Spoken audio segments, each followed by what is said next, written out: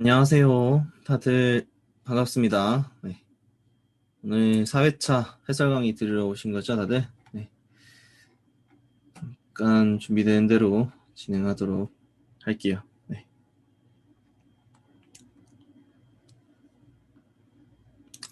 오늘은 미리 고지를 드릴 것도 있고 해가지고 고지 드리고 진행을 하도록 할게요.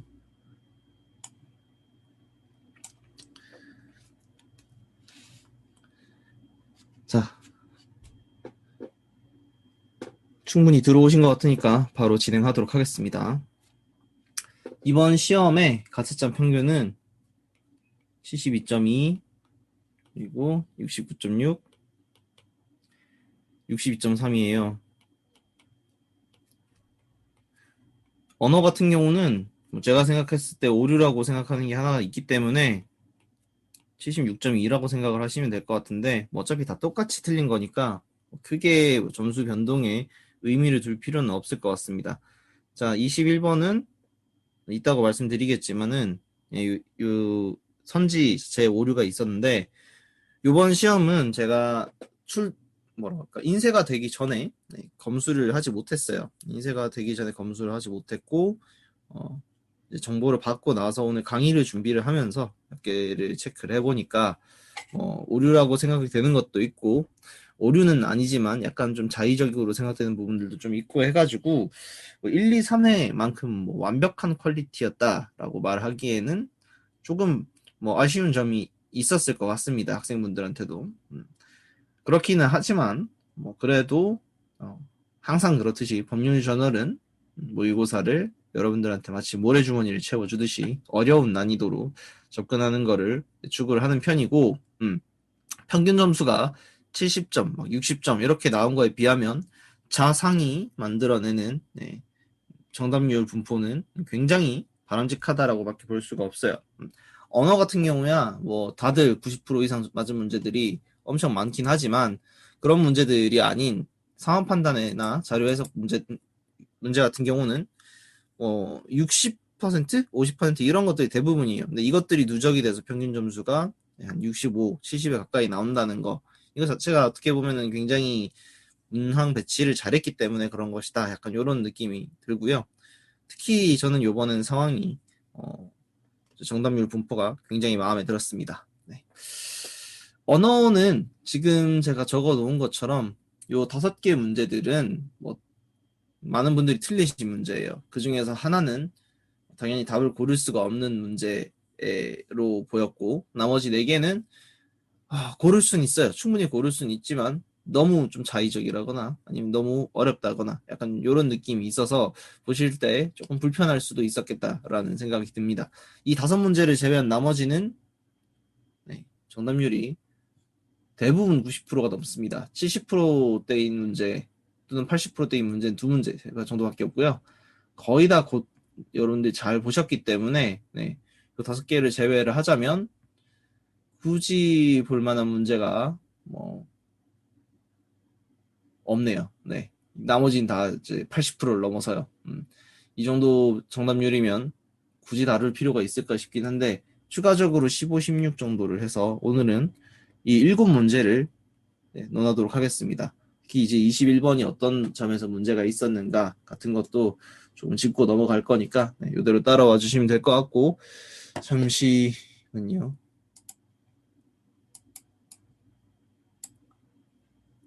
8, 9번은 문제가 이상하다. 이상하다고 생각할 수 있어요. 저도 문제를 받아서 보고 나서 이거 욕 많이 먹겠는데? 라는 생각을 했어요. 네, 저도 많이 먹겠는데라고 생각을 했고 이런 거를 우리가 자의적이라고 하죠. 자의적인 해석이라고 하고 원래는 제가 걸러냈어야 됐던 게 맞아요. 제가 미리 준비를 해서 인쇄가 되기 전에 막았어야 됐던 게 맞는데 아시다시피 여러분들도 아실 분들은 아시겠지만 제가 개인적인 사정으로 수요일까지 강의가 새롭게 잡히는 바람에 좀 급하게 뭔가를 하다 보니까 이걸 사전적으로 검수를 하지는 못했어요. 근데 자의적이기는 한데 또 그렇다고 완전히 말이 안 되는 건 아니에요. 그래서 21번이랑 8, 9번은 좀 별개로 봐야 된다라고 말씀을 드리는 겁니다. 그래서 이런 부분은 사설 모의고사, 수능 사설 모의고사 같은 데서도 종종 나오는 거고 엔간한 검수자들은 이걸 틀렸다라고 생각을 하지 않고 넘깁니다. 뭐 이거는 질문 주신 분이 말씀하신 것처럼 당연히 네, 이렇게 지적을 할 수 있는 부분인 것 같아요. 네, 그런 내용들 제가 한번 잘 설명드리도록 할 테니까 같이 보면 될 것 같고 질문은 네, 잠시만요. 익명 질문은 없이 하도록 할게요.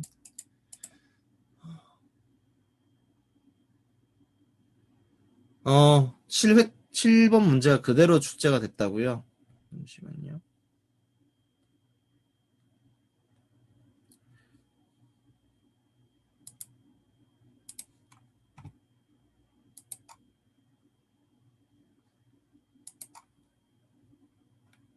제가 원래 문제를 다 풀고 넘겨드리거든요. 근데 이번에는 그러지 못했지만 한번 볼게요.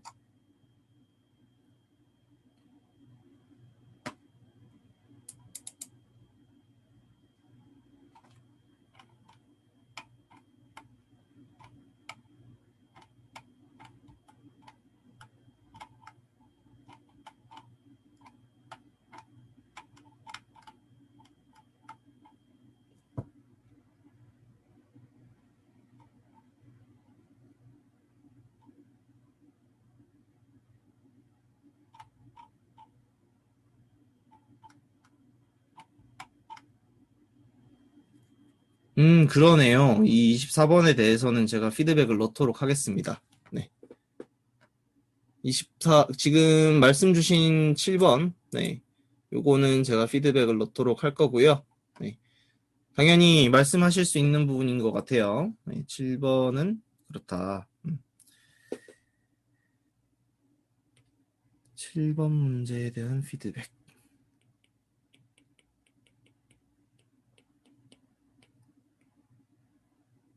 아무래도 저는 이제 원래는 검수라기보다는 시험 해설을 위해서 요거를 보는 편이고 학원이라기보다는 법조 자체에서도 많이 이제 많은 사람들을 검수자를 두고 쓰기는 하지만 매 회차 검수자가 조금씩 달라지는 부분이 있어요. 그래서 3회차 검수팀이랑 4회차 검수팀이랑 달랐다면은 이 문제가 서로 겹치는지를 놓칠 수 있었을 거라고 생각을 하고요. 물론 이 부분에 있어서는 어느 정도 문제가 있다고 생각을 합니다. 제가 그 최종적으로 검수를 한번 해드려야 되는데 그걸 안 해드린 게 문제일 수도 있고 이건 중간에서 약간의 오류가 있을 수 있죠. 하지만 아시다시피 1, 2, 3회차까지 전혀 이런 문제가 없었어요. 전혀 이런 문제가 없었고 하필 이번 4회차에서 죽을 사자라서 그런지 모르겠는데 약간의 좀 오류가 있었던 것 같습니다. 20번도 질문을 주셨는데 20번은 정답률이 많이 낮진 않아요. 요것도 말씀 주셨으니까 20번도 다루도록 하긴 하겠습니다만은 정답률이 많이 낮은 편은 아니고요. 50%에 근접한 정답률이기 때문에 네, 요거 보긴 할 텐데 지금 질문 주신 분보다는 다른 걸 선택하신 분이 훨씬 더 많다. 이렇게 말씀드릴 것 같고요. 18번 같은 경우는 요것도 체크를 해드릴 건데 많은 분들이 맞았던 문제라서 어떤 부분에서 이제 그게 오독이 있으셨는지 그런 것들은 제가 해설을 하면서 설명을 해드리도록 할게요. 네. 이러면 답변이 됐을까 싶습니다. 네. 그리고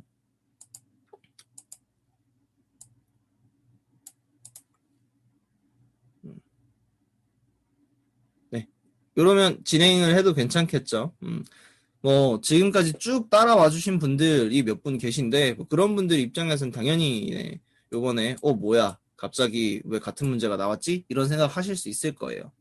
당연히 그럴 수 있고 오늘도 저는 이제 화요일에 인쇄가 되기 전에 가급적이면은 다음 회차를 보고 수업 끝나고 나면 이제 검토를 하고 잘 생각이긴 한데 그런 것들은 죄송하다 양해해달라 이 정도라고밖에 말을 할 수가 없고 그렇다고 하더라도 그만큼 더 다음 거를 더 잘 준비를 해서 5회차, 6회차, 7회차는 문제 없도록 할 거니까 그거 기대해 주시면 좋을 것 같습니다. 그러면은 언어 진행을 하도록 할게요.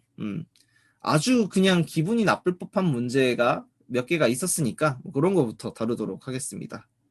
8번과 9번 중에서 9번부터 바로 할게요. 9번부터 설명을 드리는 게 좋을 것 같고 9번을 보자면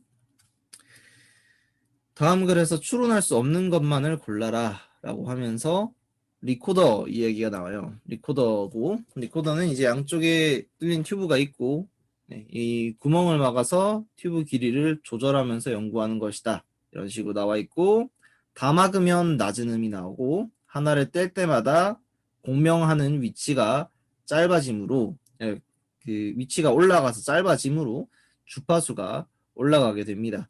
그리고 압력의 파동이 공기가 빠져나갈 수 있는 첫 번째 장소까지만 밀려갔다가 되돌아온다라고 되어 있죠. 네. 그리고 구멍의 크기가 조금씩 다 다르게 되어 있고 그래서 몇몇 구멍 사이의 간격이 또 촘촘해서 연주하기 까다로운 점도 있다고 해요. 그래서 크기를 작게 만들어서 해결할 수도 있다고 되어 있고 어쩌고 나와 있는데 이 구멍이 충분히 큰 경우에만 왔다 갔다 할 수 있고 구멍이 좁아지면 실제 거리보다는 약간 더 길게 움직일 수도 있게 된대요. 뭐 당연한 이야기죠. 우리가 반음 이제 소리 낼 때 절반만 막는 그런 게 있으니까. 그래서 작은 구멍 2개가 있는 경우에는 이제 반음 그리고 두 구멍을 다 열면 큰 구멍음 그래서 더 높은 음이 나온다. 뭐 이런 것들이 있고 세게 불러서 한두 옥타브 높은 공명 주파수를 낼 수도 있다라는 말을 하고 있어요. 그래서 선지를 보면 리코더의 구멍의 개수와 낼 수 있는 소리의 개수는 같을 것이다 라고 되어 있는데 여기서 우리가 보시면 알겠지만 구멍의 개수랑 상관없이 또 얼마나 그 구멍을 많이 가리느냐 또는 이 세게 부르느냐에 따라서 음색 자체를 조절을 할 수가 있죠. 소리 자체를 조절을 할 수가 있으니까 구멍의 개수와 낼 수 있는 소리의 개수는 같을 것이다. 이거는 거의 대부분 사람들이 틀렸다라고 생각을 하셨습니다. 1번은 기억은 확실히 지워주셨고 다음 니은에서 튜브 안의 공기가 다른 요소로 인해 공명에 방해를 받게 된다면 본래의 음색과 달라질 수 있다라고 되어 있는데 이 부분 또한 뭐 당연히 맞는 말이라고 생각을 해주셨죠. 여기까지는 이견이 없어요. 있을 여지가 없습니다. 근데 디귿이 문제가 되는 거죠.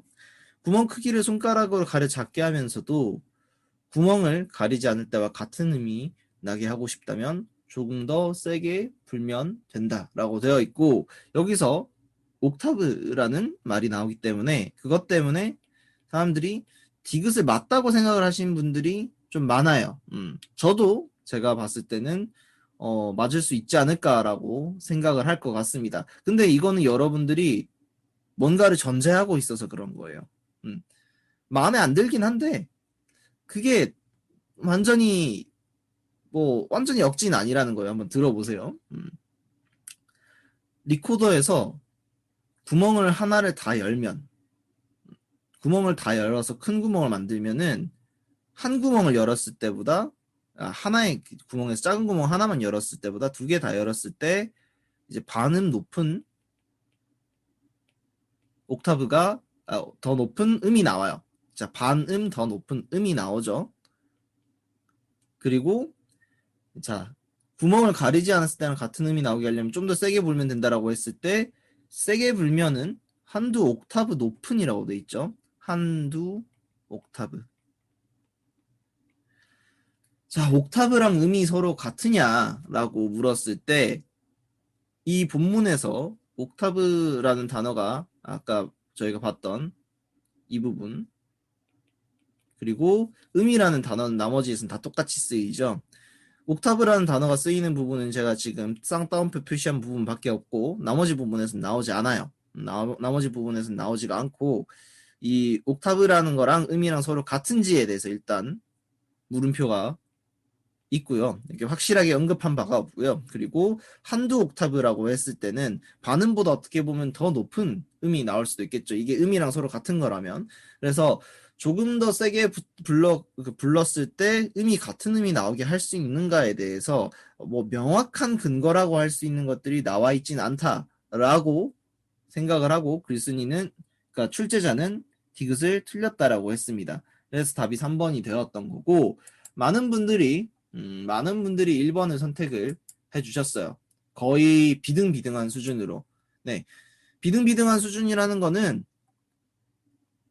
요 정도 차이라고 보시면 됩니다.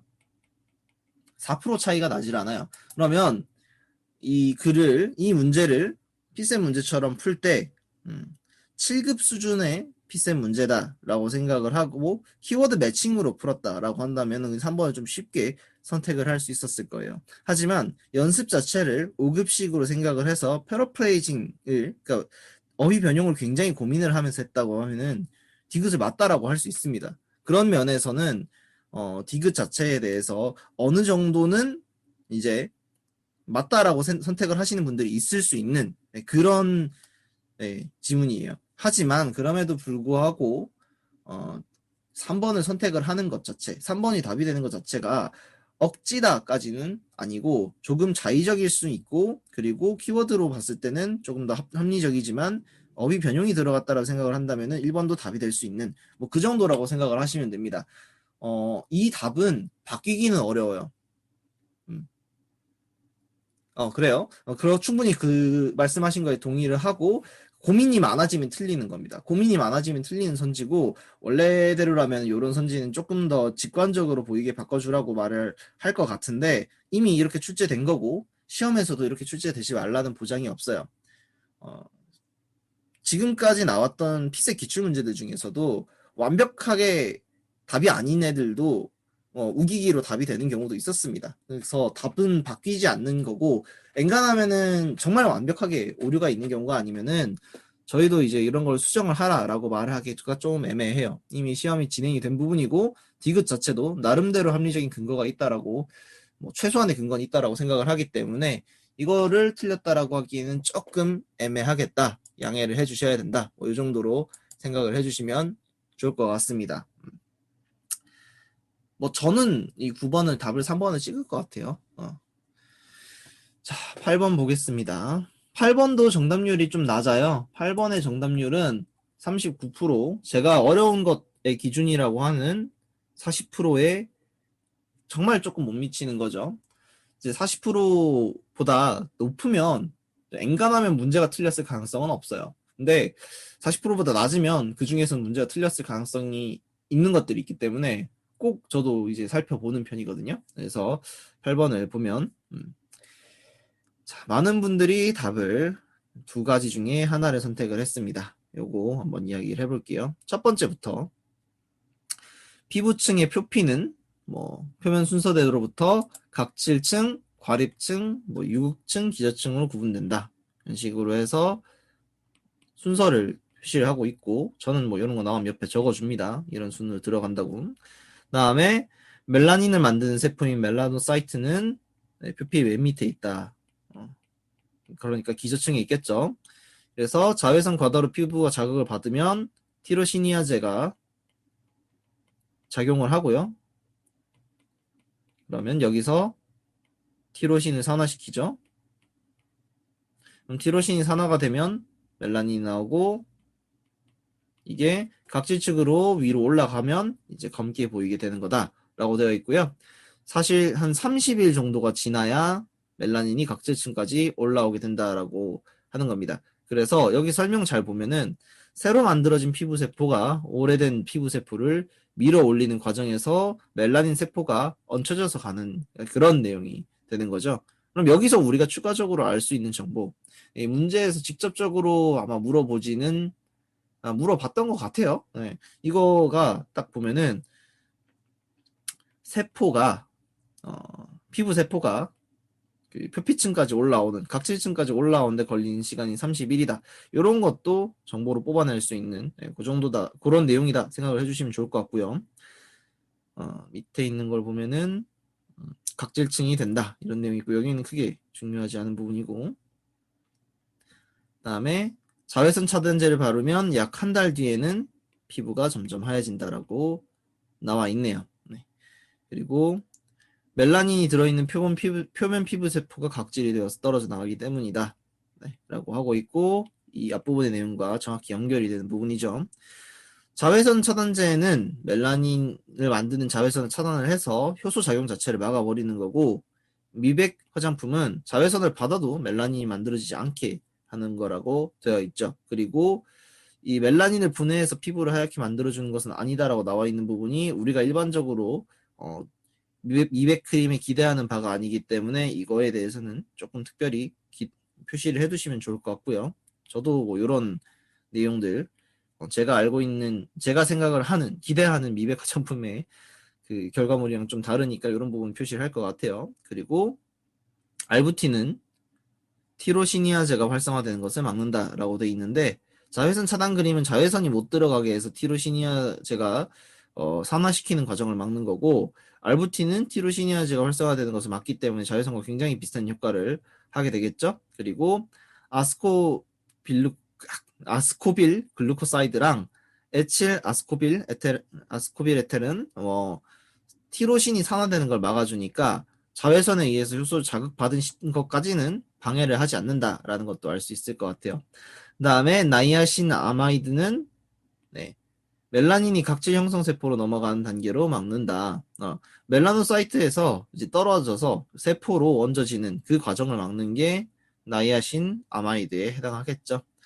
그래서 피부 세포에 들어가는 마지막 단계를 막는 거다 이렇게 되어 있고요. 그 다음에 하이드로퀴논이라고 하는 애들은 피부 세포를 직접 파괴해서 새로운 세포가 빨리 자라도록 하겠죠. 그럼 당연히 요거 같은 경우는 약간의 피부 세포 자체를 파괴한다는 그런 점에서 당연히 트러블이 발생을 할 수가 있고요. 트러블이 심할 수 있기 때문에 의사의 진단을 처방을 받아야 된다라고 말을 하고 있습니다.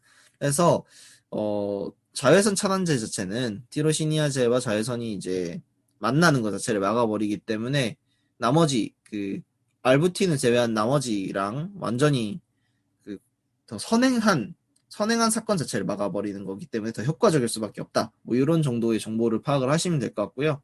나머지를 검토를 해보면 기억에서 멜라닌이 각질층으로 올라오는 과정은 새로운 피부 세포가 오래된 세포를 밀어 올리는 과정을 수반한다. 제가 정리하고 중요하다고 표시한 부분이기 때문에 당연히 맞는 말이 될 거고, 니은에서 나이아신 아마이드는 멜라닌이 각질 세포 형성 세포로 넘어가게 해서 멜라닌이 실제 피부로 들어가는 것을 막는다라고 되어 있는데, 이 부분을 막는다라고 했으니까 뒷부분은 맞겠지만 앞부분에서 넘어가게 하는 게 아니라 넘어가는 걸 막아서 세포로 들어가는 걸 막는다고 했으니까 이건 엄밀히 명확히 틀린 내용이 될 거예요. 그 다음에 디귿에서는 디귿은 티로시니아제를 활성화시키는 자외선을 차단해서 티로시니아제 활성화를 방지한다라고 되어 있는데, 이거는 뭐 의문을 가지신 분도 있었던 것 같기는 한데, 네, 이거는 네, 확실하죠. 제가 몇 번 밑에 걸 설명하면서 강조를 한 부분이잖아요. 티로시니아제 효소가 이제 티로신을 산화시키는데 자외선으로 인해서 티로시니아제가 영향을 받게 되는 거고, 그 결과적으로 자외선 차단제는 네, 티로시니아제를 이제 막을 수가 있다. 그러면서 이제 질문 주신 분께서 티로시니아제 효소가 티로신을 산화시키는 것은 활성화다라고 되어 있는데, 효소의 활성화를 네, 의미하는 거는, 그러니까 효소가 활성화되었다라고 말을 하는 거는 작용을 하는 모든 경우를 이야기한다고 보시면 돼요. 요거는 아마 용어적인 측면에서 이제 의문을 느끼셨을 수 있는데, 피셋의 특징이 있습니다. 피셋의 특징이 있는데, 기출문제에 나왔던 용어는 그 다음에 다시는 정말 엔간하면 다시는 설명을 해주지 않아요. 효소 활성화라고 했을 때 효소가 반응을 하는 것 또는 뭐 어떤 작용을 하는 것이라는 거는 이미 기출문제를 통해서 몇 번이나 언급이 되었던 부분이기 때문에 기출문제에서도 이 정도까지는 적어주지 않습니다. 그리고 충분히 어휘 변형의 범주에 들어갈 수 있다라고 생각을 해요. 그래서 디귿은 당연히 맞게 돼야 되는 거고요.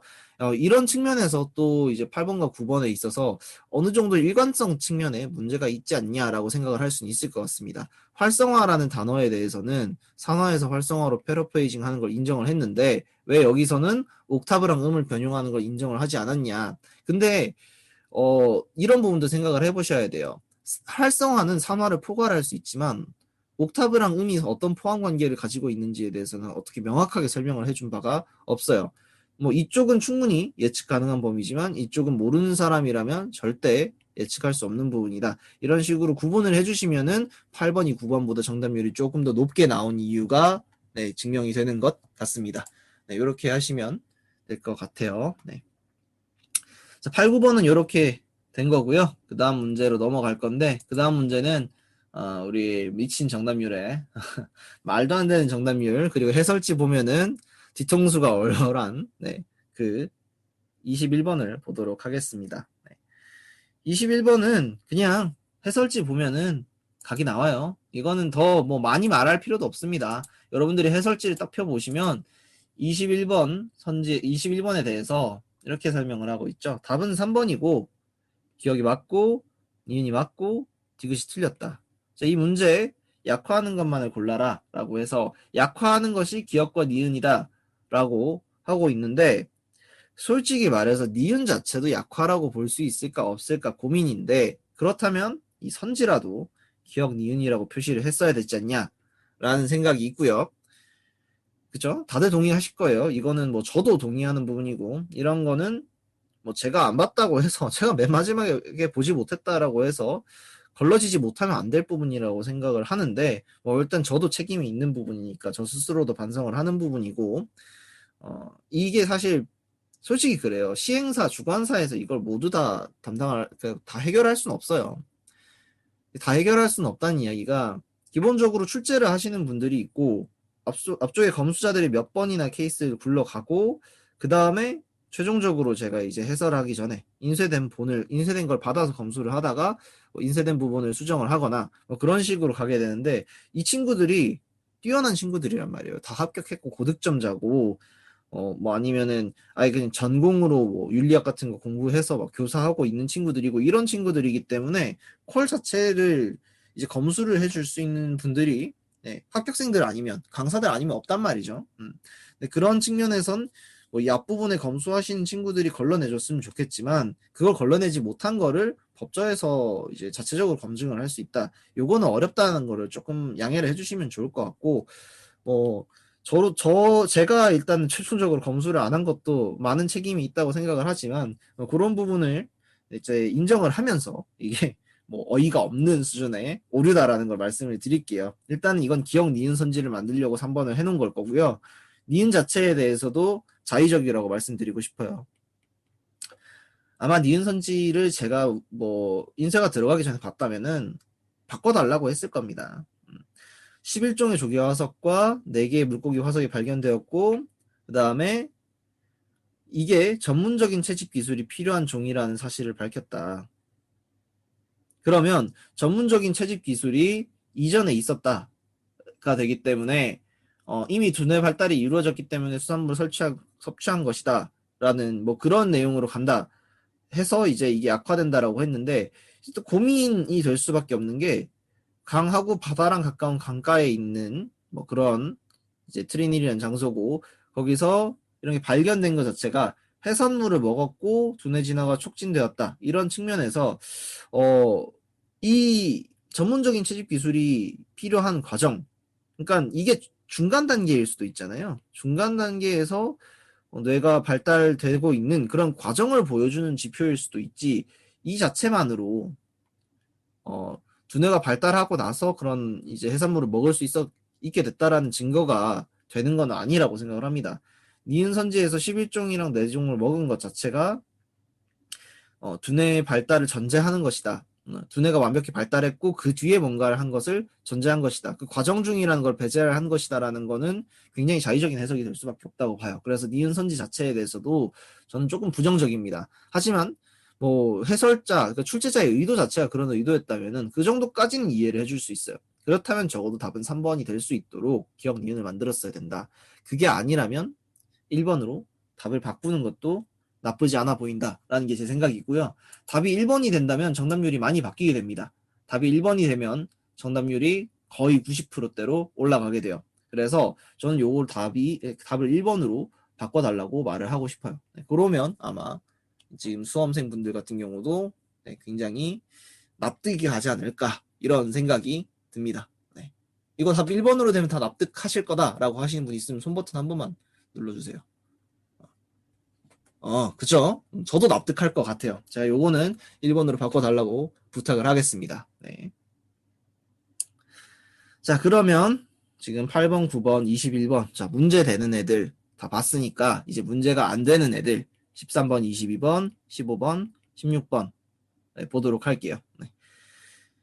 자, 그래도 이제 그 학원 강의를 하다 보면은 저기 모의고사 같은 걸 듣다 보면은 제일 억울할 때가 이게 답이 아닌 게 확실한 것 같은데 그 해설사 주관사에서 이거를 속된 말로 쌩깔 때 제일 기분이 나쁘잖아요. 그리고 문제를 만든 사람한테 대해서 욕을 할 수밖에 없는 그런 구조가 되는데 적어도 이제 법조 같은 경우는 저처럼 즉각적으로 피드백을 해줄 수 있는 사람을 고용을 해가지고 진행을 하고 있으니까 다른 강사님들보다 다른 학원들보다 오히려 낫지 않나라는 생각이 좀 있습니다.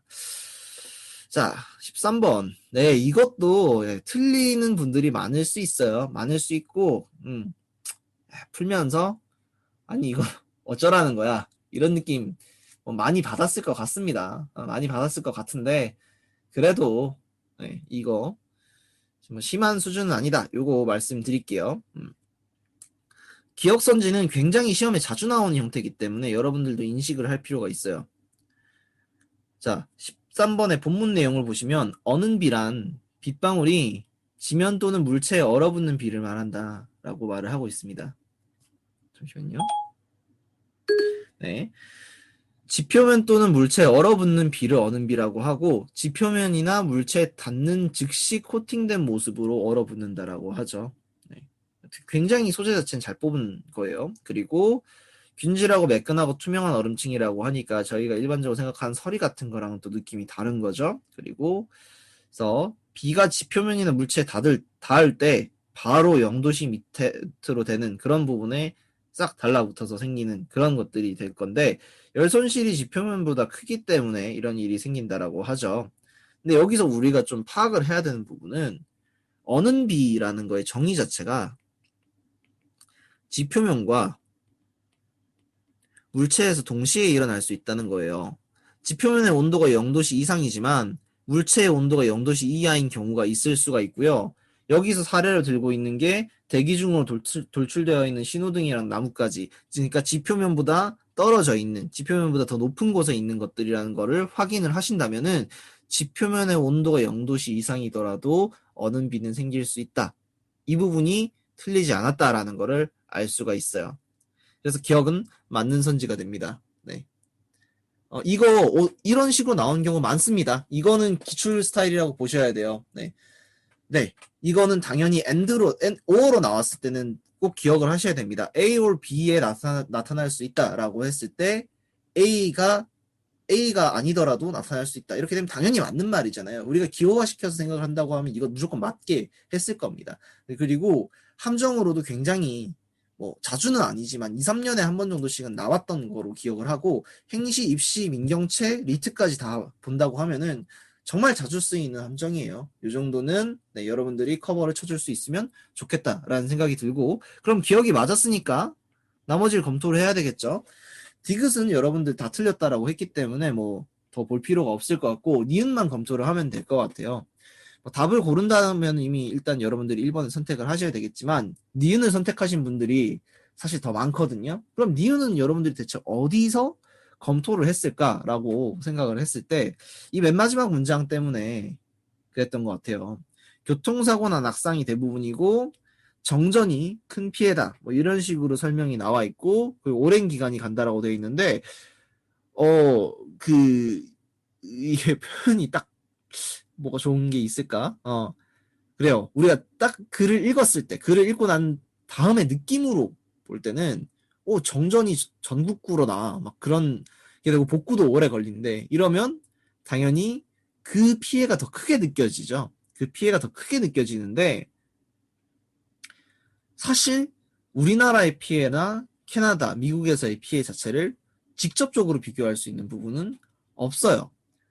인명피해가 더 중심이다라고 하면은 정전사고는 교통사고나 낙상에 비해서 오히려 덜 위험한 피해가 될 수 있습니다.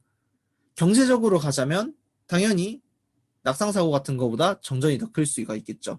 더 큰 피해다라고 하는 거에 대한 기준점을 그래서 제시를 안 했기 때문에 니은은 제가 시험장에서 본다면 세모를 칠 거예요.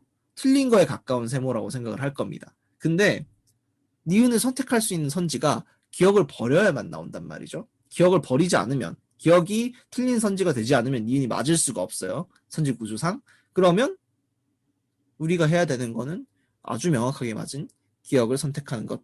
그거밖에 없겠죠. 네. 그런 식으로 가주신다면은 네, 여러분들 충분히 네, 1번을 선택할 수 있었을 것이다. 네, 이렇게 말씀드리겠습니다. 자, 그 다음 문제는 제가 아마 15번을 보겠다고 했었던 것 같아요. 네, 15번 문제 정답률은 한 60% 정도 나오게 되고, 논리 문제니까 15, 16은 논리 문제 바로 그냥 진행을 하도록 하겠습니다. 여러분들 논리 문제 풀어드리면 좋아하시니까 네, 그런 쪽으로 갈 거고요. 요거는 이제 해설지 같은 경우도 몇 번 수정이 된 적이 있는 것 같더라고요. 자, A에서 F까지 6명의 지원자가 있고, 최대 3명까지 선발을 할 수 있다고 합니다. 자, 그런 정보, 요 정보는 꼭 기억을 해야 되겠죠. 칸이 3칸밖에 없다는 거. 자, A를 선발을 할 경우 D도 같이 선발을 합니다. 그럼 A를 선발을 안 할 때는 어떻게 될까요? D를 선발을 해도 되고 D를 선발을 안 해도 되겠죠. 자, A, E가 동시에 탈락하지 않는다는 정보에서 A랑 A가 탈락하게 되면 반드시 E가 이제 선발이 된다는 걸 확인할 수가 있고요. 자, D를 선발할 경우 B는 선발을 할 수가 있고, 그 다음에 C는 선발을 할 수가 없다라고 되어 있고, C를 선발을 안 하니까 뭐 A도 선발을 안 해도 되겠죠? A가 선발 안 할 때, A가 선발이 안 될 때 F도 선발을 안 하는 케이스. 이것만 네, 하나 가능한 게 나왔다는 걸 볼 수가 있어요. 아, 이것만이라고 표현을 했는데 여기 A가 선발이 안 되고 D가 선발이 된 경우는 이 케이스밖에 없다. 요거 확인을 해주시고요. 그 다음에 A가 선발이 되고 D가 선발이 된 경우에 네, 요때에도 한번 보면 좋을 것 같은데 일단은 A랑 D가 선발이 됐을 때 D가 선발되면 반드시 B도 선발이 돼야 된다고 했잖아요. B를 선발을 하고 나면 이미 3명이 다 차버렸습니다. 3명이 다 찼기 때문에 E는 선발이 되면 안 되고요. 또 D에 의해서 C도 선발이 안 되고 F도 선발을 하면 안 되는 상황이 되죠. 자, 그러면 이것도 A를 선발하고 D를 선발을 했을 때 나올 수 있는 유일한 케이스가 될 겁니다. 그럼 우리가 이제 마지막으로 검토를 하면 되는 거는 이 D를 선발하지 않은 케이스겠죠. A를 선발 안 하고 D를 선발 안 한 케이스. 자, D를 선발을 안 했을 때 D를 선발을 안 했을 때는 이 4번 조건을 써먹을 데가 없어요. B도 선발 안 해도 되고 뭐 이것도 안 해도 되고 뭐 이런 게 있는데 A가 선발이 안 됐기 때문에 여기서 추가적으로 따라 나오는 게 있습니다. 뭐 E가 선발되는 부분도 있지만 3번 조건에 의해서 C랑 F도 선발을 하면 안 된다라는 조건이 나오죠. 자, 그럼 여기서 4명이 선발이 안 됐기 때문에 네, A가 선발이 안 되고 D가 선발이 안 되는 케이스는 있을 수가 없다가 나오게 됩니다. 자, 이런 식으로 이제 골라가는 과정인 건데 여기서 우리가 알 수 있고 없고에 대해서 조금 더 따져볼 필요가 있을 것 같아요. 이 문제를 보면은 지금 제가 말을 해놓고 혹시 실수한 게 있나 한번 보고 있는데 얘는 A를 가지고 출제를 했었군요. 아, 그치. 우리가 하나 더 고민을 해야 돼요. 하나 더 고민을 해야 되는 게 이거는 최대 3명까지 뽑았을 때라는 거.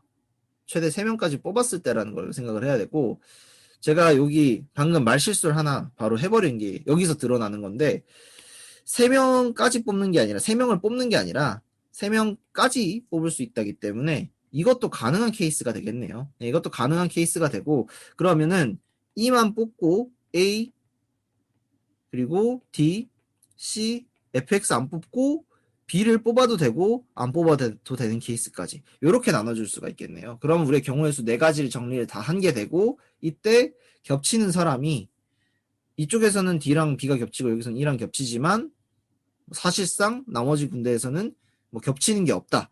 겹치지 않는 케이스도 존재한다. 이렇게 해서 한 번씩 빠지는 것들이 있기 때문에 이런 것들을 체크를 해보면 아 E랑 A랑 D랑 B는 네, 선택이 될 수도 있고 안 될 수도 있구나. 그리고 C랑 F는 항상 선택이 안 되는구나. 이런 식으로 지우고 나서 보면은 답이 5번밖에 없는 네, 그런 케이스가 되게 된다라고 말씀드리겠습니다. 요거는 제가 3명까지라고 해놓고도 최대한 해놓고 이제 케이스 자체를 나눠놓지 않았는데 이거 항상 고민을 하시면서 풀어주시면 좋습니다. 16번 같은 경우는 이거를 아마 해설지는 표로 풀이를 했을 겁니다. 표로 푸는 게 조금 더 바람직한 문제가 맞기도 하고 그걸 한번 같이 보도록 합시다. 반드시 거짓인 것만을 골라라 라고 되어 있고요. 자, 이런 반드시 거짓인 것만을 골라라가 나온다고 하면은 뭐 선택지는 2가지 중에 하나예요. 표를 먼저 그리고 그다음에 선지를 확인을 하는 거고요. 선지를 대입해 가면서 이제 케이스를 나누는 경우가 있는데 여기 한번 내용을 한번 볼게요. 빨간색을 선택한 사람은 2명, 노란색을 선택한 사람은 1명, 그리고 초록색을 선택한 사람은 3명, 파란색을 선택한 사람은 2명, 보라색을 선택한 사람도 2명 이렇게 설명을 하고 있어요. 그러면 일단은 빨주노초 파남보를 가지고 표를 만들었다라고 했을 때 이 각 칸에 사람이 A, B, C, D, E가 있고 뭐 1, 2, 3, 4, 5번 사람이 있고 선택한 개수를 셌을 때 2, 1, 3, 2, 2 이런 식으로 나오게 된다는 거예요. 그리고 이때 요걸 다 합치면은 우리가 추가적으로 알 수 있는 정보는 네, 사람들이 선택한 것들에서 1번이 선택한 그 컬러의 개수, 뭐 2번이 선택한 컬러의 개수 같은 걸 합치더라도 합이 10이 나오겠구나. 요 정도까지 정보를 일단 찾을 수가 있어요. 요 정도는 정보를 여러분들 충분히 찾을 수가 있고요. 그다음에 여기서 뭔가를 더 하려고 하면은 부가적인 조건이 필요합니다. 가령 이런 거죠. 기억선지에서처럼 어떤 색깔도 선택하지 않은 사람이 있다라면 네, 어떤 색깔도 선택하지 않은 사람이 있다라고 했을 때 이때는 한 줄을 아무거나 비우는 거예요. 저희한테 어차피 순서는 의미가 없습니다. 왜 순서가 의미가 없냐? 사람들을 구분을 해서 그 사람들한테 이름을 붙여주고 그 이름에 맞게 뭔가 매칭이 되는 사람이 있는 걸 묻는 게 아니라 어떤 색깔을 선택하지 않는 사람이 있다면 이런 식으로 해서 다들 그 불확실한 것들을 가지고 이야기를 하기 때문에 순서랑 상관없이 그냥 한 줄을 지워주시면 돼요. 한 줄을 지워주고요. 5번을 지워볼게요. 5번 줄을 지우고 난 다음에 나머지 칸에다가 이제 동그라미를 집어 넣어서 되는 케이스만 골라줄 수 있으면 5개짜리 다 들어가지 않는 케이스만 만들어줄 수 있으면 그걸로 해결이 되는 거예요. 그러면 이제 케이스를 한번 만들어 봅시다. 자, 한 사람이 어찌됐건 간에 5개를 선택하지 않는 그런 케이스를 구하고 싶어 하니까 그러면 이 Y만 따로 가져가는 케이스를 한번 만들어 볼게요. 자, Y만 따로 가져가는 케이스를 만드는 이유. Y는 한 번밖에 선택을 안 하니까. 이걸로 하면 편하겠죠. 그래서 한 명밖에 선택을 안 하는 Y를 빼고 나머지를 하나씩 배치를 해볼게요. 그러면 4개가 배치가 될 거고요. 그 다음에 남은 것들이 그때 이제 1, 0, 1, 1, 2, 1, 1 이런 식으로 가게 되겠죠. 자, 그럼 우리는 총 6개를 분배를 하면 되는 거예요. 6개를 분배를 하면 되는 건데 칸 집어넣는 방법은 굉장히 자유로워 보이죠. 뭐 이런 식으로 편하게 집어넣어주면 되는 겁니다. 어떻게 케이스를 넣든지 간에 사람들이 선택할 수 있는 것들의 개수가 제한적이지 않기 때문에 이걸 좀 자유롭게 할 수가 있는 거예요. 자, 이러면은 선택한 것들의 개수가 서로 다르게 나올 수 있는 게 있죠. 그래서 모든 색깔을 선택한 사람이 반드시 존재할 이유는 없구나 확인을 할 수가 있고 기억선지는 틀린 내용이 되게 됩니다. 자, 그러면 요 아이고 그냥 열심히 뒤로 가기 눌러서 지우는 게 낫겠네요. 자, 그러면 기억선지는 이렇게 해결이 되는 거고 니은선지 보면 모든 색깔을 선택한 사람이 있다면 한 색깔만 선택한 사람이 3명 이상일 수 있다라고 돼 있는데 요 5번 그냥 빨간색 표시해놨으니까 여기다 채워볼게요. 이렇게 체크를 해주시면 아까처럼 또 남는 개수가 나오죠. 1, 0, 2, 1, 1이 나오고 자, 한 색깔만 선택한 사람이 3명 이상인 케이스가 존재할 수 있는가를 봤을 때 그걸 만들어주면 되잖아요. 케이스를 한번 만들어 보면 되는 거예요. 그러면은 이제 1번 사람이 빨간색을 가져가고 이제 더 이상 옐로우는 선택 못하니까 지워주고 2번 사람이 초록색을 가져가고 3번 사람이 초록색과 파란색을 가져가고 네, 마지막 사람이 보라색을 가져간다. 이렇게 그냥 하나 이렇게 나눠주는 방식으로만 가져가도 바로 한 개를 고르는 사람이 세 개인 케이스가 나오게 됩니다. 충분히 여기 니은 맞다라고 할 수가 있겠죠. 아이고 죄송합니다. 잠시만요. 당연히 맞다라고 할 수밖에 없는 그런 결론이 나오겠죠. 자, 그러면 이것도 해결이 됐다. 기억은 틀렸고 이해는 맞다. 디귿에서 모든 사람이 한 개 이상을 선택했다. 자, 한 개 이상을 선택했다라고 했으니까 하나씩 배치를 먼저 해놓고 하면 편할 거예요. 사람마다. 그리고 색깔을 2개 이하로 선택한 사람의 숫자랑 2개 이상 선택한 사람의 숫자가 같을 수 있다라고 돼 있으니까 케이스가 존재하는지를 검토를 하는 거예요. 그러면 우리가 일단 제일 먼저 해야 될 게 뭘까? 제일 먼저 해야 될 거는 사람의 수가 같게 만들려면 어떻게 돼야 될까를 생각을 해야 돼요. 2개 이하로 선택한 사람의 수, 그리고 2개 이상 선택한 사람의 수가 같으려면은 5명이잖아요.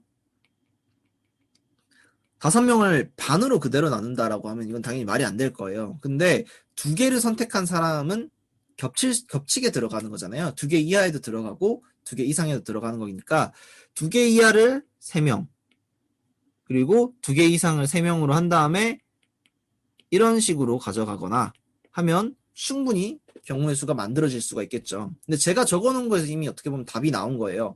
1, 1, 2, 3, 3 이런 식으로 배치를 하면 또는 1, 2, 2, 3 이런 식으로 배치를 하면 이 사람들별로 선택한 이제 컬러의 숫자도 10개로 이제 고정이 되잖아요. 이런 케이스들이 존재할 수 있는지, 이 두 가지가 존재할 수 있는지만 검증을 하면 되는 거예요. 그러면 모든 게 해결이 되게 됩니다. 그러면 좀 편하게 해볼까요? 편하게 하기 위해서 그냥 색을 편하게 배치를 해보겠습니다. 이런 식으로. 자, 이렇게 배치를 하면 바로 케이스가 나왔죠? 1, 1, 2, 3, 3. 네. 요 케이스 한번 보여드리고 싶어서 이제 해설지랑 다르게 한번 보여드린 거고, 해설지에도 이런 부분이 없는데, 설명이 없는데, 이게 제일 중요한 거예요. 5명인데 겹치는 부분이 있기 때문에 겹치는 집단이 두 개를 선택한 집단이라는 거, 그리고 그 집단의 사람들 수 또는 개수의 수를 가지고 더해질 수 있는 걸 만들어진다면 훨씬 더 직관적으로 풀 수 있다는 거, 이것만 이해를 하시면 디귿선지 굉장히 잘 활용을 할 수가 있습니다. 제가 생각했을 때는 뭐 아까 그런 뭐 논증 문제들에서의 그런 뭐 어떤 약간의 약점들, 네. 아니에요. 그렇지 않습니다. 지금 말씀하신 기억, 니은, 디귿에 대한 부분 해석 잘못하신 거예요. 일단은 반드시 거짓인 것만을 골라라 라고 했기 때문에 당연히 1번이 답이 되는 거고요. 니은, 디귿은 TF가 모두 가능하기 때문에 같을 수 있다라는 말은 무조건 참이 됩니다. 이거를 이해를 지금 못하셨을 가능성이 높아요. 근데 사실 되게 많은 분들이 처음 이 문제들 접할 때 못하는 부분인데, 할 수 있다는 단 한 건이라도 사례가 있으면 참입니다. 할 수 없다, 반드시 땡땡하다는 사례가 단 한 건이라도 있으면 반드시 거짓말입니다. 이거는 그냥 외우세요. 이거는 정해져 있는 거예요. 할 수 있다, 뭐뭐 할 수 있다, 뭐뭐 할 가능성이 있다, 선택하지 않을 수 있다, 같을 수 있다. 이거는 만에 하나라도 그런 가능성이 존재한다면은 틀릴 수 없는 문장입니다. 반대로 반드시 뭐뭐 해야 된다, 존재해야 된다, 항상 그렇지 않다, 뭐 이러한 경우는 없다, 이런 케이스는 단 한 건이라도 반대가 있으면 그 문장 자체가 무너지는 거예요. 그렇기 때문에 기억 선지는 TF 둘 다 가능하다는 점에서 반드시 존재한다는 부분이 틀리게 되는 거고요. 니은 디귿 선지 같은 경우에는 TF가 나눠진다는 점에서 할 수 있다라는 이 끝부분이, 이걸 제가 순간 뭐라고 표현을 하는 게 맞는지 모르겠는데, 이 할 수 있다, 할 수 없다, 할 수 있다라고 표현하는 부분이 항상 참이 되는 거예요. 이거는 오해하셔서도 안 되고요. 시험에서 굉장히 중요하게 쓰이는 부분이기 때문에 네, 암기를 하시거나 아니면 이해를 하시거나 둘 중에 하나를 반드시 하셔야 됩니다.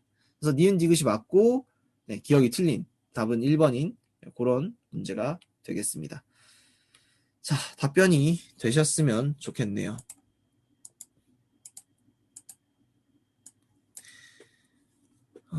좀 잘 된 것 같고, 다음 문제가 아마 18번이 피드백이 있었던 것 같은데, 이게 제가 이제 원래 골랐던 문제는 아니고, 네, 피드백 있었던 문제 맞죠? 네, 한번 볼게요. 피드백 들어오는 건 다 건드리고 가자는 주의라서 한번 보겠습니다. 이거 아까 한 분 질문해 주셨던 것 같은데, 그냥 이제 문제만 말씀해 주셨던 것 같은데, 뭐 질문할 게 있으면 질문 칸에 적어 주시면 좋을 것 같고요. 그럼 저랑 일단 한번 문제를 풀어보도록 합시다. 내용부터 검토를 할게요.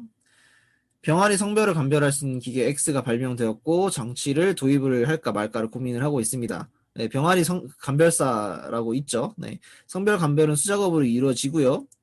X 같은 경우는 울음소리를 통해서 성별을 감별을 할 수가 있습니다. 이걸 통해서 당연히 이제 인력을 사용하지 않아도 되기 때문에 비용 절감 효과를 기대를 할 수 있지만 이게 오판을 할 수 있는 경우가 존재한다고 하죠. 그래서 95% 확률로 수컷이라고 하고 90% 확률로 암컷이라고 판단을 해요. 그러니까 위양성, 위음성이 존재를 한다는 거죠. 네, 위양성, 위음성이 존재를 한다는 거고 5%의 확률로 수컷을 암컷이라고 측정을 하고 그리고 10%의 확률로 암컷을 수컷이라고 오판을 하는 거죠. 이걸 이제 우리가 양성, 음성으로 따지자면은 위음성, 위양성 이런 거라고 생각을 하시면 될 것 같고요. 시험에 굉장히 역대 이 피셋에서 이제 굉장히 중요하게 다뤄지는 부분 중에 하나고 한 10문제 정도는 출제가 된 바 있습니다. 행시 기출문제가 16년의 역사 16년 맞죠? 2006년부터 2021년까지 그러니까 17년이네요. 17년의 역사 중에서 10문제 이상이 나왔다라는 거는 매년 한 문제씩 나왔다는 거니까 굉장히 중요한 이슈에 대해서 다루고 있는 거다라고 생각을 할 필요가 있을 것 같고요. 네, X가 수컷이라고 판단했으나 실제로 수컷이 아닌 경우가 50%보다 작으면 네, X를 도입하고자 한다라고 이제 말을 하고 있어요. 그러면 이거를 한번 생각을 해봐야 되잖아요. 기계가 X가 수컷이라고 판단했으나 기계 X가 수컷이라고 판단했으나 실제로 수컷이 아닌 경우가 50%보다 작은지 이게 이 확률상의 문제랑 관련성이 있는지를 보는 건데 이거 사실 모수의 차이예요. 수컷의 비율과 암컷의 비율에 따라서 나오는 거거든요.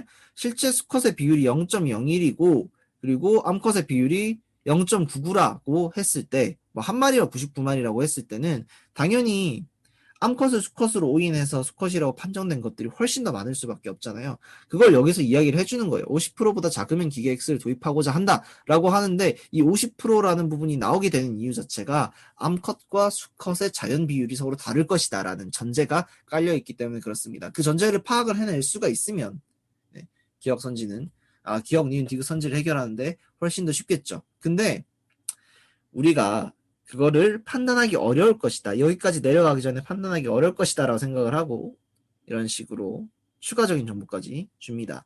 암컷이 수컷보다 9배 더 많다. 자, 이거 바로 여러분들이 케이스 만들어 보시면 됩니다. 자, 수컷이 100마리, 암컷이 900마리 있다면 이때 수컷 중에 수컷 이렇게 적어볼게요. 이 표는 기억을 해두시면 좋습니다. 1종 오류, 2종 오류랑 똑같고요. 실제가 수컷이고 암컷인 경우, X가 판단한 경우라고 했을 때, 자, 실제 수컷인 건 100마리죠. 실제 수컷은 100마리고, 그 중에서 X가 수컷이라고 판단한 건 99마리, 암컷이라고 판단한 건 5마리고요. 900마리 암컷 중에서 실제 수컷이라고, 그러니까 실수로 수컷이라고 판단한 건 81마리, 그리고 819마리를 암컷으로 판정할 것입니다. 자, 수컷으로 판정한 거는 총 176마리가 될 것이고, 95마리를 수컷이라고 봤을 거기 때문에 이 비율이 유지가 된다면 이 X는 당연히 선택이 돼야 되겠죠. 자, 기계가 수컷이라고 판별하는 것 중 실제 수컷이 아닐 확률은 50%를 넘지 않기 때문에 기억 선지는 틀린 선지가 될 거고요. 원칙적으로 우리는 니은을 볼 필요가 없습니다. 자, 99%의 확률로 수컷이라고 판단하게 된다라고 했을 때 이게 수컷을 수컷으로 판단하는 것만 수정이 된 거예요. 다른 게 변한 게 아니라 이것만 바뀐 거기 때문에 현재의 그런 상태에서 변화되는 부분이 아무것도 없는 거죠. 그러니까 이 X가 기존의 기억 선지를 해결하면서 나온 결과로 이미 도입될 거라고 정해져 있다면 당연히 니은도 맞을 수밖에 없죠. 그래서 보지 말라고 이렇게 표시를 해놓은 거고, 디귿에서 x의 성능이 개선돼서 실제 암컷을 95%로 했을 때, 95%로 이제 측정할 수 있게 됐을 때, 이것도 여러분들 보시면 금방 눈치를 채실 거예요. 자, 여기다 95%를 곱하면 뭐 40.5가 나올 거고, 여기는 대충 한 859.5가 나오겠죠? 기존의 수컷, 그러니까 수컷이라고 판정된 것 중에서 수컷일 확률이 훨씬 더 올라갔어요. 당연히 도입을 해야죠. 디귿도 맞다. 이렇게 해서 답은 4번. 이렇게 해주시면 될 것 같습니다. 자, 그 다음은 20번 보도록 하겠습니다. 20번도 조금 여러분들 많이 틀렸던 문제이기 때문에 20번 검토를 해보도록 할게요. 자, 다음 내용이 참일 때 가장 적절한 것을 골라라 라고 했고, 귀납 논리 체계가 연역적으로 합리적일 수 있는지 아닌지 이런 것들에 대한 이야기고, 이것도 굉장히 많이 나왔던 이슈입니다. 여러분들이 귀납과 연역 그리고 경험과 선험 이런 부분에 대한 이슈는 꼭 대비를 해둘 필요가 있어요. 귀납 추론과 연역 추론, 경험주의와 선험주의, 얘네들은 각각 거의 세트로 같이 움직인다라고 보시면 되거든요. 그리고 연역적으로 나오는 것들은 타당하게 추론을 했다면 항상 뭐 건전한 추론이 되지만, 귀납 추론 같은 경우는 애초에 경험에 근거를 하는 거기 때문에 100% 합리성이라는 걸 보장받을 수 없다는 거, 뭐 그런 것들도 미리 사전적으로 알아두시면 좋을 것 같습니다. 자, 다음 글의 내용이 참일 때 귀납 논리 체계가 합리적이라는 것을 연역적으로 타당한 논증으로 보일 수 없거나 귀납적으로 강한 논증으로 보일 수 없다면, 두 가지 중에 하나라면 합리적인 것을 보일 다른 방법이 없다라고 합니다. 연역적으로 타당한 논증은 전제에 담긴 사실 주장 이상을 결론으로 표현할 수 없다라고 되어 있는데, 여기서 추가적으로 정보가 나오지 않는다라는 내용이 있어요. 뭐 이것도 그냥 흘려 들어뒀다가 나중에 문제에 나오면 써먹어 주시면 좋을 것 같고, 어떤 논증이든지 간에 논증의 전제로 사용할 수 있는 거는 지식밖에 없다라고 하죠. 지식은 과거에서부터 쌓여온 거가 될 건데, 그럼 미래에 바뀌는 부분에 대해서 우리가 판단을 하지 못할 것이다 라고 말을 하는 겁니다. 그러면 정당한 논증의 전제는 과거와 현재밖에 없는 거고, 귀납 논리 체계에서 이걸 가져와서 쓰려고 한다면은 과거랑 현재에 대해서만 논의를 할 수밖에 없는 거예요. 근데 귀납 논리 체계는 기본적으로 과거와 현재의 정보를 수집을 해서 미래를 예측을 하는 겁니다. 미래 사실에 관한 게 되는 거죠. 그러면 여기서 말하는 것처럼 귀납 논리 체계는 연역적인 방법을 통해서 타당한 논증으로 설명을 할 수가 없게 되는 거죠. 그거에 대해서 조금 더 근거를 드는데, 높은 귀납적 확률을 부여하는 논증이 참인 전제로부터 대부분의 경우 참인 결론을 산출한다고 했을 때, 대부분이라는 거는 항상 그렇다는 거고 미래에서도 그렇기 때문이라고 하는 거죠. 그럼 우리가 이제 여기 생각을 해볼 수 있는 거는, 글쓴이가 두 가지 중에 하나, 연역적으로 타당한 논증으로 보이거나 귀납적으로 강한 논증을 통해서 귀납 논증이 논리체계가 합리적인 걸 보여야 된다라고 했는데, 앞부분, 그러니까 연역 논증으로 타당한 논증으로 보이는 것 자체를 부정을 해버렸어요. 그러면 이게 이제 글쓴이 입장에서는 귀납 논증이 타당한 논증이 되려면 귀납적으로 강한 논증으로 보여주는 그 방법밖에 없게 되는 거죠. 그런 내용이 담겨 있지 않을까 생각을 하고 선지를 보시면 좋을 것 같습니다. 자, 귀납 논리 체계가 합리적이지 않기 위해서는 이를 연역적으로 타당하거나 논증으로 보일 수 없다면 충분하다라고 되어 있는데, 이거는 강한 논증으로 보일 수 없다면이 돼야 되겠죠. 키워드가 빠진 부분이 있습니다. 요거 강한 논증인지 아닌지 알 수가 없으니까 틀린 선지를 보셔야 되고요. 귀납 논리 체계는 연역적으로 타당한 논증일 수 없다. 본문의 내용이니까 2번 선택을 하셔야 됩니다. 자, 근데 이게 정답률이 몇 프로라고? 20번의 정답률이 42%라고. 어려워서? 아닙니다. 이거 어려워서 42% 나온 건 절대 아니에요. 여러분들이 이것에 대한 배경 지식이 없어서 이 문제를 읽는데 시간이 많이 걸렸기 때문일 겁니다. 이거 5급 친구들 주면 10명에 9명은 맞출 거예요. 2분 이내에. 우리 7급 준비하시는 분들 있잖아요. 18번 저거 조금 이따 다시 봐드릴게요. 그 7급 준비하시는 친구들이 많이 걱정하는 부분 중에 하나가, 5급 친구들이 내려오면 어떡하지? 5급 애들이 내려와서 우리 그 TO를 줄이면 어떡하지? 라고 생각을 할 수가 있는데, 그때 여러분들이 대비를 해야 되는 거는, 걔네들이 내려오는 건 어차피 못 막잖아요. 5급 친구들이 7급 바로 준비하는 거 제가 지금 소속하게 된 학원에서도 그거를 아예 그냥 프로그램으로 굴리고 있는 그런 수준인데 당연히 걔네들 내려오는 거 막을 수가 없어요. 그럼 우리가 할 수 있는 건 뭐가 있을까? 5급 애들이 맞는 것들이 뭔지 알고, 그러니까 걔네들이 항상 맞는 게 뭔지 알고 그걸 대비를 하는 거예요. 자, 5급에서 아쉬운 마음을 갖고 7급 시험을 치게 된 친구들 같은 경우는 기본적으로는 5급 일반이 맞는 문제는 다 맞는 사람들이라고 보면 돼요. 5급에서는 5급을 시험 치는 사람들이 대부분 다 맞는다라는 건데, 이거는 지역인재를 치는 친구들도 똑같거든요. 7급 지역인재를 준비하는 친구들도 5급 친구들이 준비하는 애들 중에서 정답률 높은 건 다 맞춥니다. 네. 그냥 일반적으로 맞추게 돼요. 이 20번 문제 같은 경우도 5급 이제 행정직 준비하던 애들이나 7급 지역인재 애들이나 기출문제를 공부를 했었을 거기 때문에 무조건 다 맞을 수밖에 없는 그런 내용이에요. 근데 여러분들이 이런 거 정답률이 40%밖에 안 나왔다라는 거는 소재 측면에서든 아니면 문제 유형 측면에서든 5급 친구들이 공부하는 거를 안 했기 때문에 틀린 부분이 되겠죠. 그 5급 애들이 내려오는 걸 걱정할 게 아니라 5급 애들이 어떤 거를 무조건 맞는지 그걸 파악을 하고 해결해 주는 게 필요하지 않을까라는 생각이 듭니다. 18번 아까 말씀하신 거를 봤을 때 9배, 10배 이야기를 하셨는데, 음, 어, 아니죠. 9배라는 뜻으로 보는 게 맞죠. 이제, 암컷이 수컷에 비해서 9배 더 많다. 라고 했으니까, 109, 100, 900 이렇게 되죠. 네. 네. 그리고 100, 1000 이런 식으로는 어차피 볼 수가 없어요. 네. 9배 다라고 했으니까, 9배 더 많다. 9배 많다. 요거 근데 그 1000으로 바꿨을 때 바뀌나요? 1000으로 바꾸면 바뀌나? 한번 해볼게요. 그거는 바뀌면은 여기 해석에 대해서 제가 이제 출제자한테 의도를 한번 물어볼 수 있으니까 1000으로 바꿔도 안 바뀔 것 같은데? 900에 90이니까? 바뀌는 건 없네요. 네. 1000으로 해도 기억선지는 바뀌는 거 없고요. 니은선지도 바뀌는 거 없고 디귿선지도 바뀌는 거 없어요. 100이냐 1000이냐 상관없습니다. 900이냐 1000이냐 상관없습니다. 네. 1000으로 봐도 답은 바뀌는 게 없어요. 저는 비율적으로 들어갔고 1000으로 바꾸셔도 여기가 100이 1000으로 바꾸면 바뀔 수가 있겠구나. 일단은 1000으로 바꾸면 900에 100이 되니까 바뀔 수 있을 것 같은데 요거는 이거는 제가 가지고 있는 거는 이제 완전본이 아니기 때문에 여러분들한테 받았을 때 어떻게 되는지 모르겠고 한번 이거는 이의 제기를 해볼게요.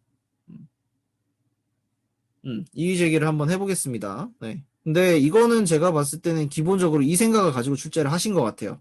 저도 이렇게 문제를 풀었고 앞부분에서 처음부터 비율로 들어갔죠. 1대 9다. 9배 더 많다. 9배 많다. 10배 많다. 그러네. 더가 들어가 있으니까 요거는 오해 소지가 있는 것 같네요. 한번 요것도 이의 제기를 한번 해볼게요. 근데 이거는 18번은 바뀔까? 잘 모르겠습니다. 출제자의 의도가 있기 때문에 아마 안 된다라고 할 것 같은데 한번 이야기는 해보겠습니다. 7번이랑 18번. 나머지 21번, 7번, 18번 피드백 할 거고요.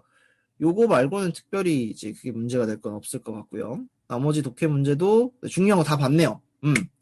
잘 본 것 같고, 여러분들이 이제 적극적으로 가져가야 되는 문제라고 하면 제가 봤을 때는 20번 문제랑 그리고 아까 그 8번 문제였나?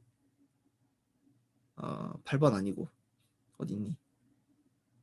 요거 13번이랑 20번만큼은 아주 적극적으로 가져가야 될 것 같아요. 네, 적극적으로 가져가야 될 것 같고 지금 20번이 논리 문제보다는 주제 찾기에 부합한 거 맞죠? 네, 주제 찾기에 부합한 거 맞고 요거는 연역 귀납을 어떻게 구체적으로 대비를 할 수 있느냐라고 물어보셨는데 일단 요거부터 말씀을 드릴게요. 요거는 각 대학교마다 가면은 이제 논리와 비판적 사고 뭐 이런 수업이 있어요. 논리, 비판 뭐 이런 키워드가 들어가는 수업이 있는데 요런 수업에서 자료를 굉장히 많이 뿌립니다. 이거 들어가면은 이제 논증 자체에 대한 설명이 나오면서 기본적으로 제일 먼저 나오는 게 논증이 무엇인가? 논증의 종류는 어떤 것이 있는가? 그래서 귀납과 연역이 나오고 그다음에 건전성, 타당성 나오고 그다음에 뭐 오류, 형식적, 비형식적 오류 나오고.